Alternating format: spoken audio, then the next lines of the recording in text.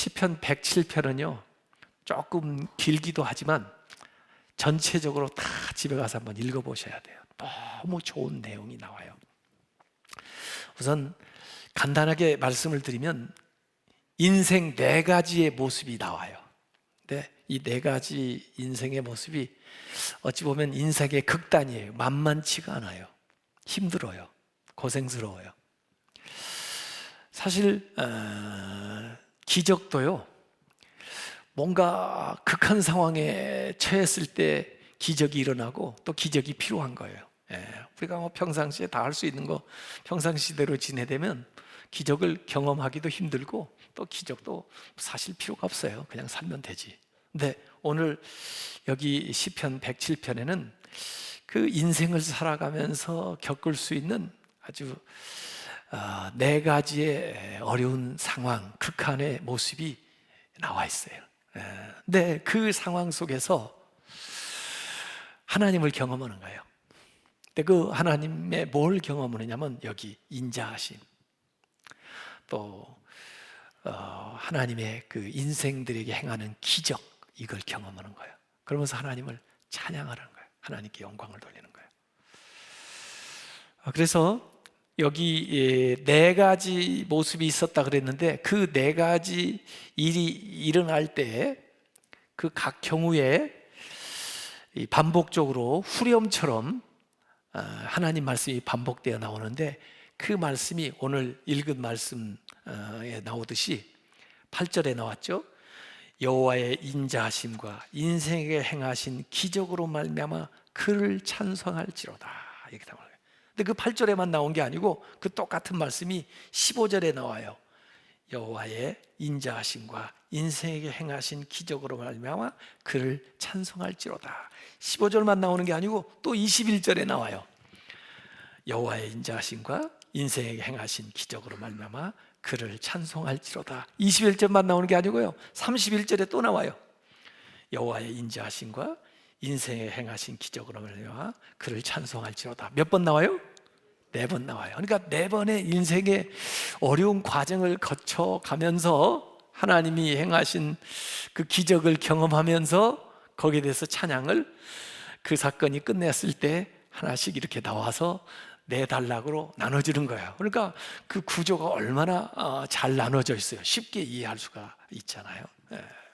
자, 그래서 문제는 이렇게 다양하고 또 처지 형편이 이렇게 어려워도 결국 이 말씀을 잘 읽어보면 그 문제의 근원, 이유는 똑같아요. 또 그 문제에 대한 처방, 답변도 똑같아요. 그러니까 세상에 문제가 얼마나 많겠어요. 지금으로 봐도 무슨 뭐 건강상의 문제가 있고 경제의 문제가 있고 교육의 문제가 있고 뭐 사회의 문제가 있고 뭐 정치적인 문제가 있고 별의별 문제가 다 많겠죠. 그런데 그 문제의 근원을 딱 따져보면 간단해 하나예요. 그 근원을 찾아냈으니까 처방도 간단해 하나예요. 그래서 해결해요. 그리고 하나님을 찬양하는 거예요. 그래서 인생 문제 뭐 다양한 사람을 제가 만납니다. 근데 이 얘기를 딱 들어보면 뭐 그분이 뭐 그 겪은 자세한 사항들을 제가 다 이해도 못하고 또 제 분야도 아니래도, 그러나 그 얘기를 쭉 듣고 보면 무엇이 문제구나 하는 게 딱 이렇게 짚혀요. 왜냐하면 원인은 간단해요, 사실은요. 또 그 원인을 찾아내니까 거기에 대한 처방도 따라서 간단해요. 그래서 오늘 말씀이 그런 식으로 나오는 겁니다. 그래서 겉으로 막 달라져 보여도 근본적으로 문제는 원인은 같다, 이게. 자, 네 가지 경우가 나온다고 그랬어요.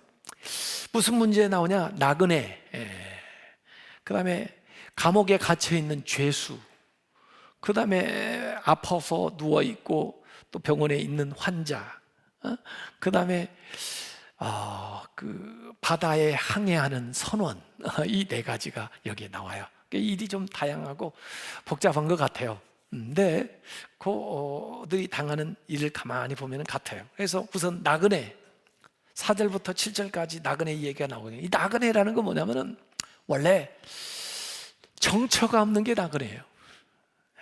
그래서 여기 나그네에게서 문제는 광야죠. 광야라는 건요, 방향을 몰라요. 방향. 왜? 길이 없으니까 어디로 가야 될지를 모르는 거예요.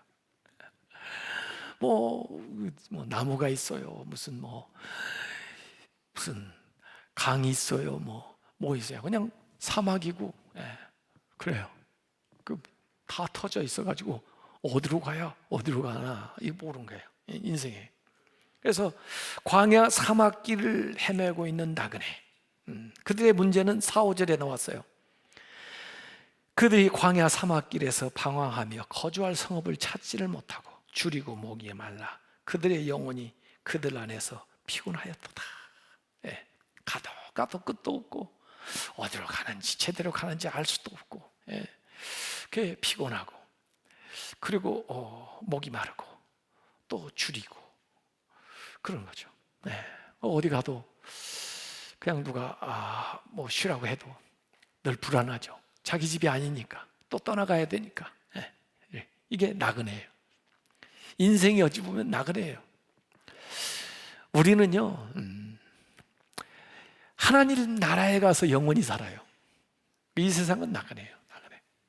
그래서 옛날에 아브라함, 이삭, 야곱 이런 분들은 장막에 거했다고 그랬거든요. 왜?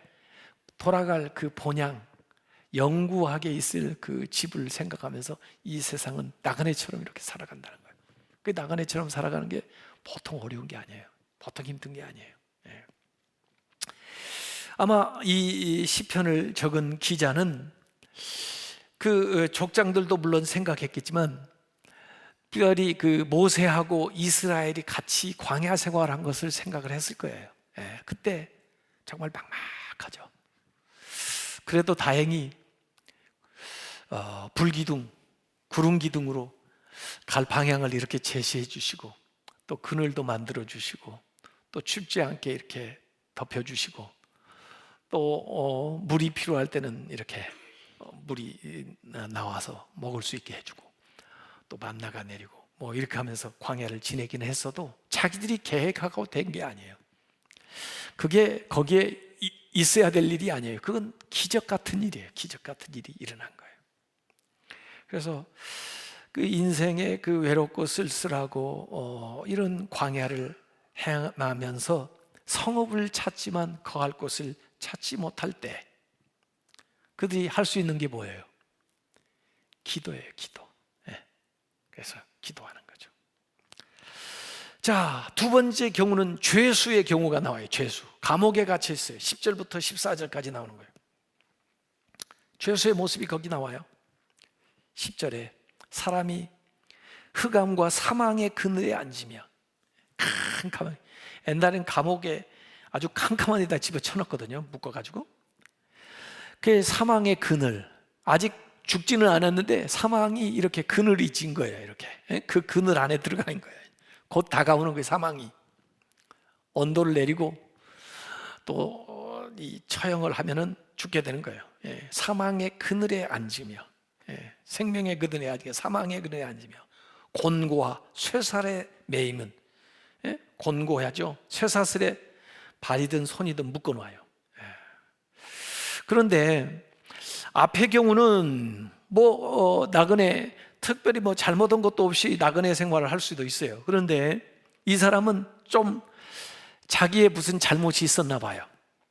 그래서 하나님의 말씀을 거역하고 지존자의 뜻을 멸시하고, 이게 꼭 인생을 살아가면서 잘못을 꼭 해서만 감옥에 들어가는 게 아니지만 또 잘못을 해가지고 감옥에 가는 경우도 더 많죠.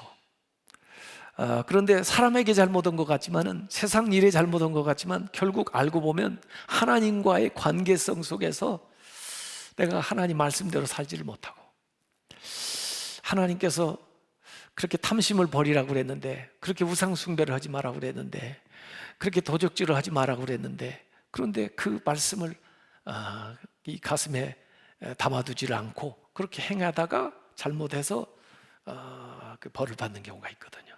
그러니까 왜 내가 여기 들어왔나 하고 보니까 말씀을 거역해가지고, 하나님의 뜻을 거역해가지고 그 다음에 그 죄수들하고 함께 묶여서 앉아 있는 거예요.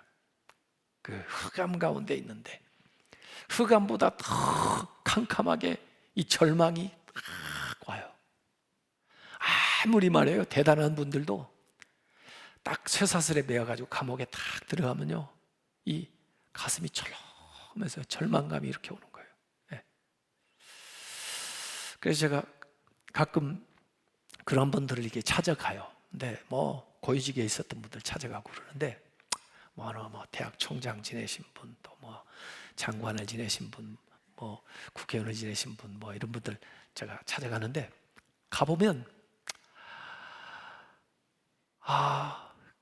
이제 그 옛날에 그 했던 그거하고 완전히 달라요. 사람의 마음이 철렁해가지고 그래요. 공고해요. 그러니까 어찌 보면은 하나님 말씀이 잘 들려요. 그런 분들한테. 옛날에는 잘 안 들렸어요. 왜? 자기가 잘 나가니까, 자기 스스로가 대단하니까. 그냥 하나님 말씀이 잘 안 들렸다가 그래서 교만해가지고 하나님 말씀도 거역하고 그랬는데 이제 거기 딱 들어앉아 있으니까 이제 하나님 말씀이 들리는 거예요. 그걸 제일 잘하는 분이 김장환 목사님이에요. 김장환 목사님은 신문에 누구 유명인사 어떤 사람 뭐 어디 갔다 그러면 꼭 거기를 찾아가세요. 그래가지고 그분들에게 말씀을 전해요. 가지고 거기 있는 동안에 꼭 성경 말씀 읽고 새로워져서 나오시도록 해요.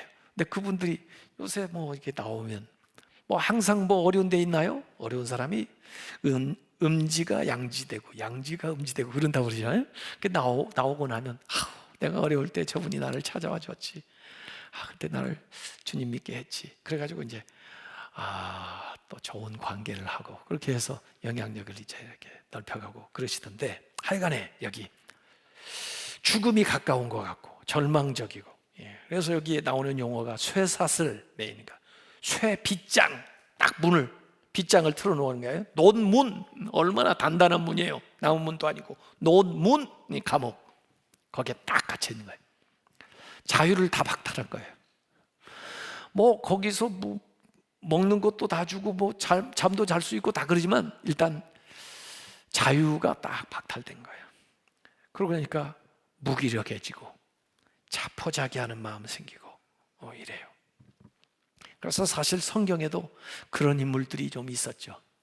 삼손 하나님 말씀대로 쭉 하지 않고 그 많은 능력을 주었는데도 말고 그렇게 경거망동하게 행하다가 두 눈까지 뽑히고 감옥에 갇혀 있는 적이 있었잖아요. 삼손, 요야긴, 므낫세 뭐 이런 사람들 이 자기 잘못 때문에 온 사람이고 또 자기 잘못은 아닌데 억울하게 들어간 사람도 있어요. 성경에도 뭐 요셉 같은 사람, 뭐 바울 같은 사람 이런 사람들의 의로운 고난을 인생을 살다 보면 그런 일 당해요.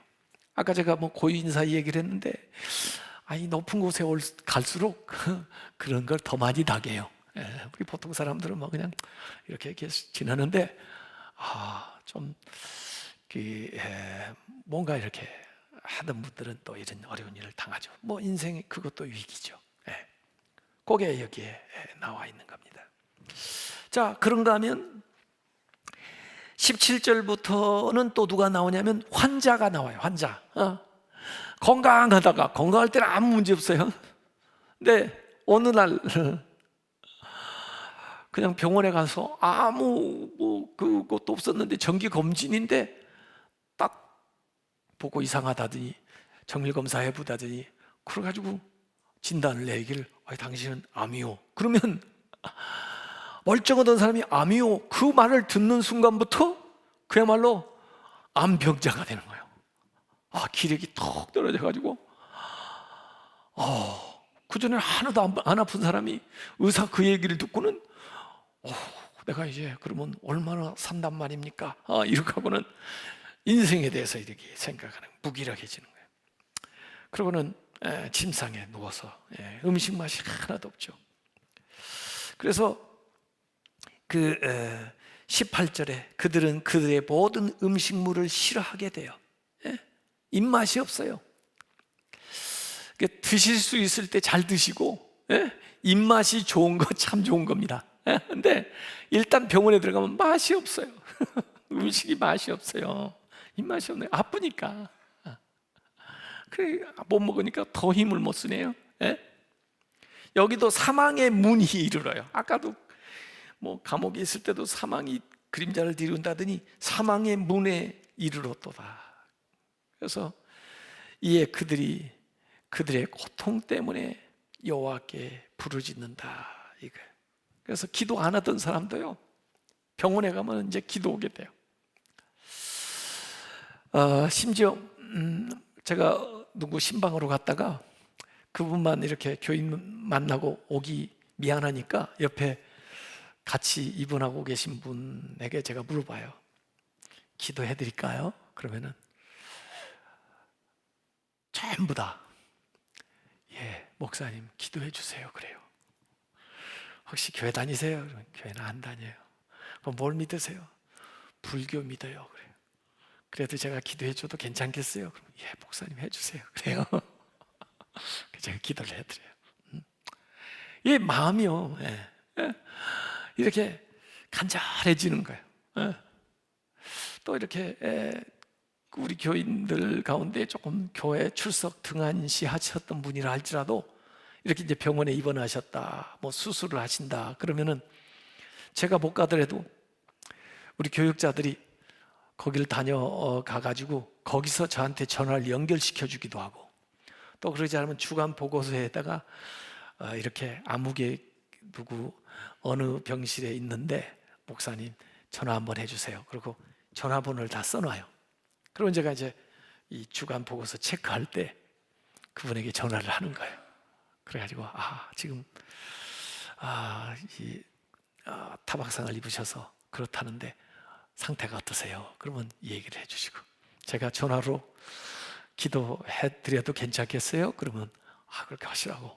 그래가지고 대개 이제 전화로 제가 이제 기도를 하는데 그런 분들이 굉장히 간절해요. 예. 우리가 주님을 이렇게 향하는 거예요. 아프니까. 그래서 이게 이 통증이 오고 또 무력해지고 허약해지고 이래가지고 하나님을 찾아요. 히스기야 같은 사람도 이제 죽을 날이 가까웠다 그러니까 그냥 벽을 향해서 하나님 앞에 기도하는 거예요. 눈물을 흘리면서 좀 생명을 좀 연장해 달라고, 좀 살려 달라고 기도하는 거예요. 그래서 이렇게 생각지도 못하게 병이 걸리거나 이렇게 아픈 그런 경우. 그 다음에 이제 23절부터 30절까지 보면은 여기 이제 어부가 나와요. 어부. 바다에서 배를 띄우고 고기를 잡는 어부, 또는 무역을 하는 어부, 뭐 이런 무역을 하는 어부? 아니, 무역을 하는 사업, 뭐 사업하는 사람, 배 띄우고 운송업 요새 같으면 뭐 이런 하는 사람이겠죠. 근데 이 바다라는 게요, 바다가 만만치가 않잖아요. 예? 풍랑이 일어나요. 풍랑. 광야도 힘들지만 바다도 역시 내가 제어할 수 없는 환경이 시시각각으로 변하거든요. 파도가 치는가 하면 그 다음에 풍랑이 일어나요. 가지고 얼마나 이게 참 깜짝 놀라게 되냐면 여기 24절 뭐 이렇게 보면은 여호와께서 행하신 일과 그의 기이한 일들을 깊은 바다에서 보나니 여호와께서 명령하신즉 광풍이 일어나 바다 물결을 일으키는도다.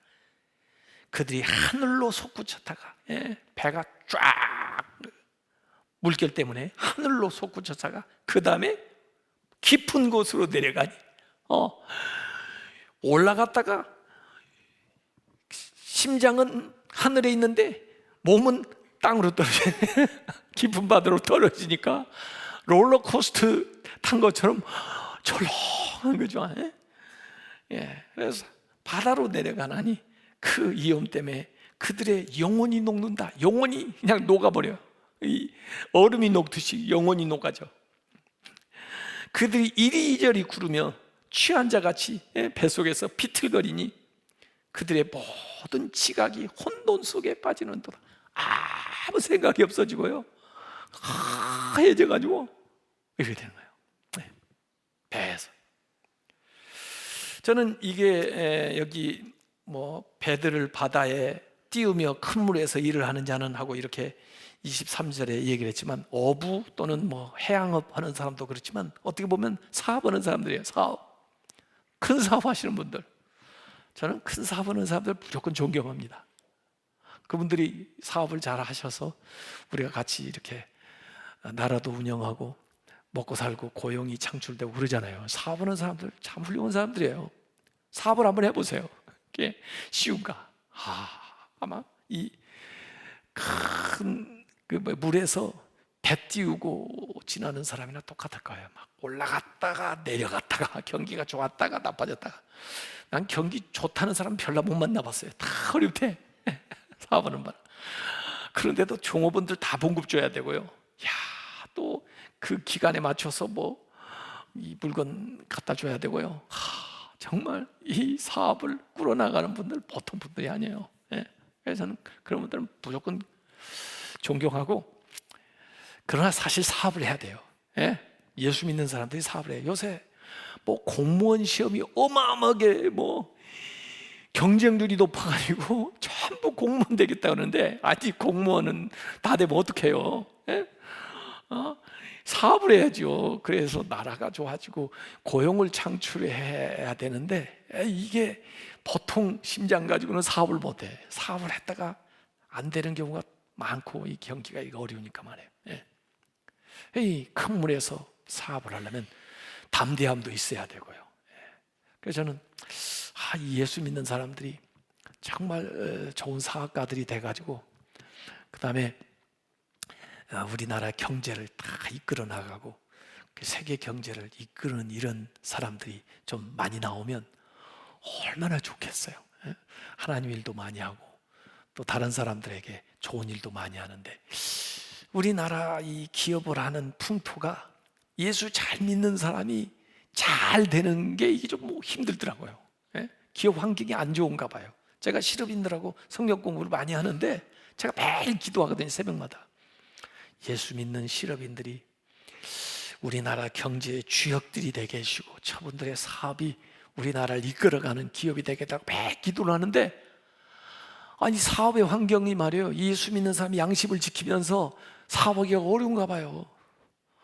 그래가지고 안 믿는 기업은 좀 어떻게 되는 것 같고, 물론 나중에 조사도 받지만 아니 예수 믿는 사람들이 이게 막 우리나라의 굴지의 기업, 대기업 이게 별로 없어요. 그래서 제가 좀 아쉬운데, 이 기업하는 게 이게 만만치가 않은 거예요. 막 풍랑이 일어나고 파도가 일어나고 올라가는가 했으면 또 내려가고, 그런데 막 이 생각이 막 아주 파랗게 돼가지고 말이에요. 질려가지고 이게 내가 회생을 할 수 있을려나, 다시 일어날 수 있을려나, 뭐 이렇게 되는 거예요. 자, 이렇게 다른 환경, 뭐 나그네든 죄수들이든 그 다음에 환자들이든 이렇게 어부나 해양업을 하나 뭐 사업을 하는 분들이든 이런 다른 상황에 놓여 있는데, 문제는 여러 가지 문제가 있지만 이 문제 가운데에서 길을 열어가는 것은 공통적이에요. 뭘로 열어가나 봤더니 기도를 하는 거예요. 기도. 이 사람들이 기도를 하는 거예요. 그래서 6절, 13절, 19절, 28절에 반복적으로 나오는 말씀이 있습니다. 그게 뭐냐면 그 근심 중에 여호와께 부르짖었더니, 그 근심 중에 여호와께 부르짖는 거예요. 광야에서 방향을 잃고 헤매는 사람도 하나님, 나 길을 잃어버렸어요. 어디로 가야 돼요? 길 좀 열어주세요 하고 기도하는 거예요. 그랬더니 거기에 바른 길로 인도하사 7절에 거주할 성읍에 이르게 하셨도다. 바른 길을 보여주는 거예요. 바른 길로 인도하사 거주할 성읍을 자기가 찾아도 자기 힘으로는 찾을 수가 없었는데, 하나님 앞에 근심 중에 부르짖었더니 거주할 성읍으로 이르게 하셨도다, 이렇게 나오는 거예요. 전부. 그래서 방랑자가 방랑 끝내고 이렇게 거기에서 머무르게 되는 거예요. 예. 방랑자가 그 방랑했던 길을 순례의 길로 바꾸는 거예요. 왜? 마지막 이 종착지를 잘 찾아가면 그 길 자체가 다 좋아지거든요. 다 아름다운 추억이 되거든요. 그래서 방랑한 게 아니고 순례한 것이 되는 거거든요. 다 이 간직이 되는 거거든요. 그래서 이 나그네도 그 문제를, 광야의 문제를 해결하는 것은 부르짖는 것밖에 없다. 예? 그 근심 중에서 낙심하지 말고, 포기하지 말고 부르짖으라. 부르짖으면 하나님이 바른 길을 내셔요. 그래서 결국 그 후렴에는 여호와의 인자하심과 인생에 행하신 기적으로 말미암아 그를 찬송할지라, 이렇게 나오는 거예요. 그래서 그렇게 넘어가기 전에 나오는 건 항상 기도예요. 죄수도 마찬가지예요. 아까 그 방랑자도 9절에 보면 그가 사모하는 영혼에게 만족을 주시며 줄인 영혼에게 좋은 것으로 채워주시미라, 이렇게 좋은 걸로 끝나죠. 죄수도 마찬가지예요. 예? 그 캄캄한 중에 사망의 그늘에서 어떻게 해요? 할 수 있는 게 뭐 있어요? 기도밖에 더 있어요? 기도 많이. 거기 들어가 있으면요, 성경 많이 보게 되고요, 기도 많이 하게 돼요. 뭐 다른 게 할 게 없어요. 그런데 그렇다고 역사가 안 일어난지 아세요? 내가 세상에서 일하는 것보다 더 하나님이 더 열심히 일을 하셔서 내가 한 것보다 더 많은 것을 해놓으세요.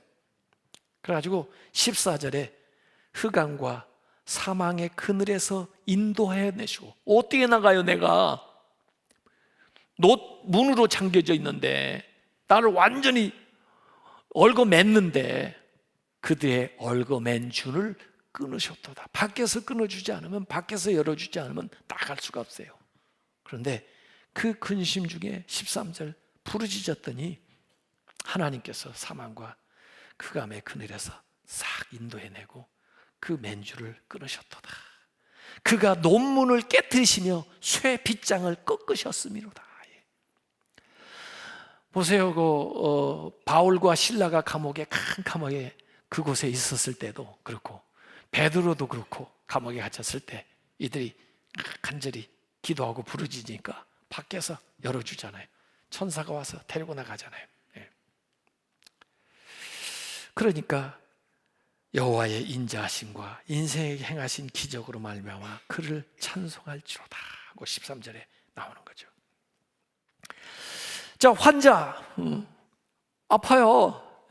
문제가 다른 것 같아도, 그래서 하나님 앞에 그 근심 중에 부르짖는 거예요. 하나님, 나 좀 고쳐주세요.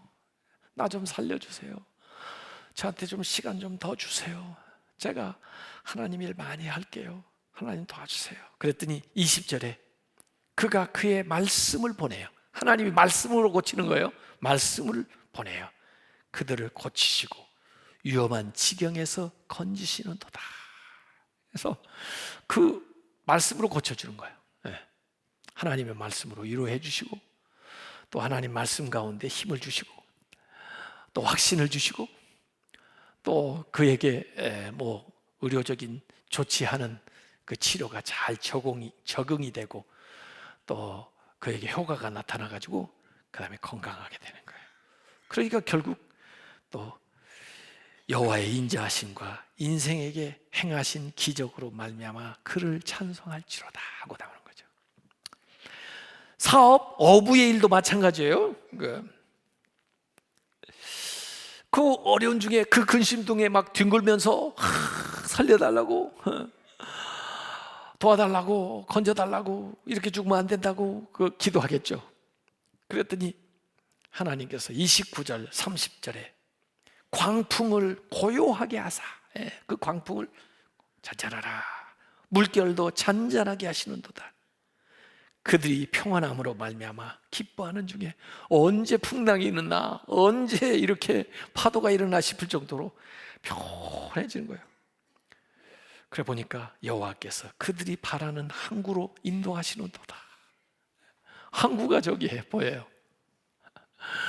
오히려 그 풍랑 광풍이 일어나가지고 막 휘둘리면서 그 항구로 온 거예요. 결국 일어나서 보니까 자기들이 원하는 항구에 거의 도달하게 된 거예요. 이 과정에. 그래서 여호와의 인자하심과 인생에 행하신 기적으로 말미암아 그를 찬송할지로다 하고 이렇게 나오는 거예요.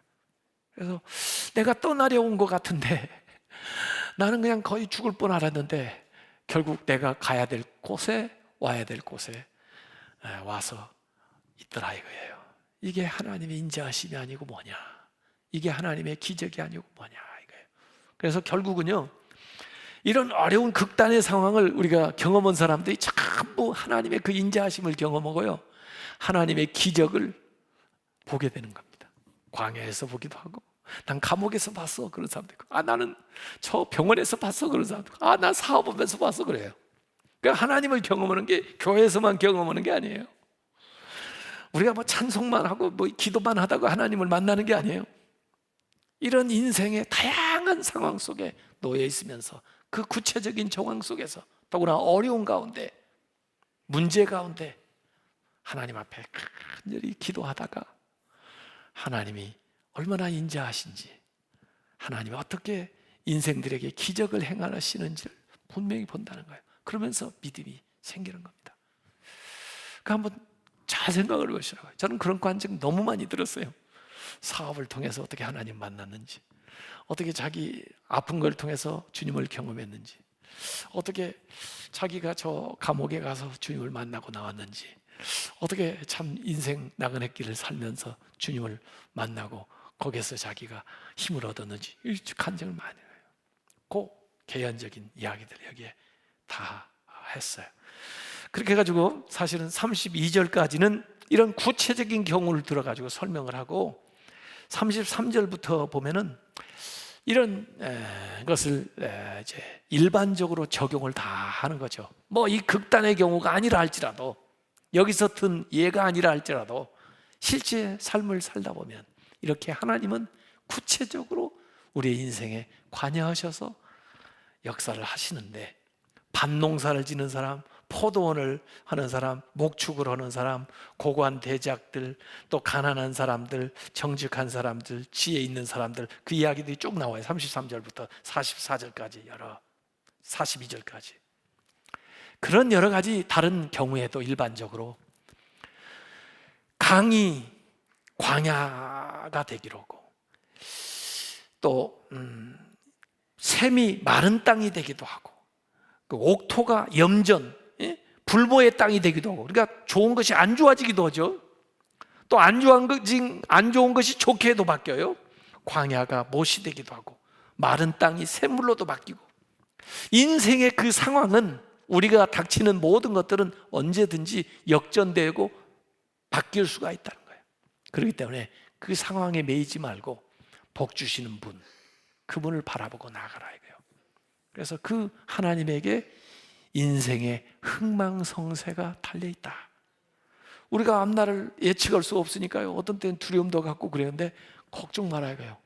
무슨 문제가 앞에 일어난다 할지라도 문제는 다양해도 키는 있다 이거야. 기도해라는 거죠. 하나님께 부르짖어 기도해라. 그리고 하나님이 개입하시면 결국은 그 상황 속에서 하나님의 인자하심을 맛보게 될 거고, 그 상황에서 하나님이 행하시는 기적을 보게 돼서 결국 하나님께 감사하고 찬양하게 된다. 그것이 이제 여기에 나오는 겁니다. 그래서 43절에 결론적으로 지혜 있는 자들은 이러한 일들을 지켜보고 여호와의 인자하심을 깨달으리로다 그랬습니다. 알아야 지혜, 여기서 지혜를 얻으라는 거죠.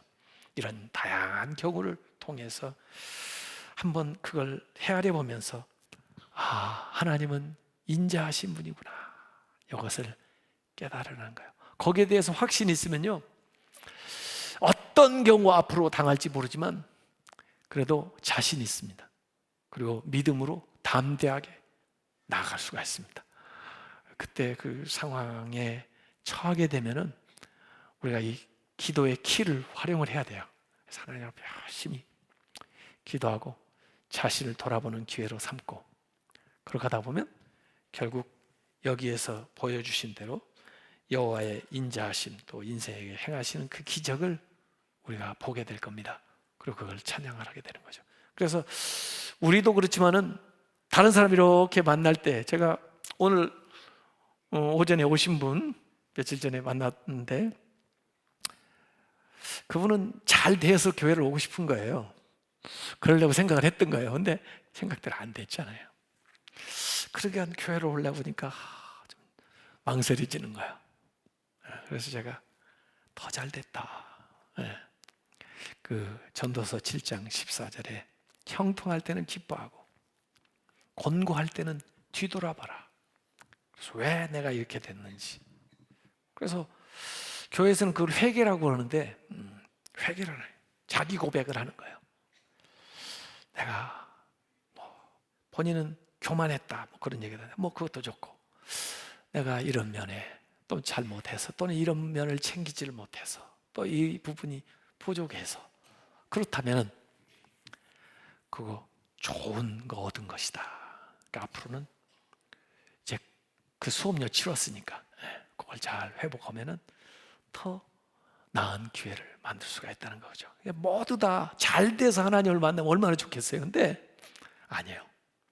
인생은요 그렇지가 않더라고요. 항상 어려움에 봉착했을 때, 자기가 잘 될 줄 알았는데 그게 안 됐을 때, 자기가 어떻게 할 수 없는 불가항력적인 상황에 처했을 때, 그때 비로소 인간은 하나님을 생각하게 되는 거야. 내 힘으로 안 되는구나. 내가 할 수 없는 게 너무나 많구나. 그렇다고 해서 좌절할 필요가 없어요. 그때 위를 바라보고 기도를 하라는 거죠. 하나님께 기도해야 될 때예요. 그래서 하나님을 간절히 찾으라. 그러면 하나님께서 오히려 그 일을 통해서 하나님이 얼마나 인자하신지, 하나님이 인생 가운데 어떻게 기적을 행하시는지를 보여주겠다는 거예요. 그래서 우리가 찬양하고 하나님 앞에 나가는 거예요. 그래서 믿음으로 어떤 경우에든지 주님 앞에 나아가셔서 그 상황들을 그 믿음으로 다 바꾸시길 주님의 이름으로 축원합니다. 기도하겠습니다.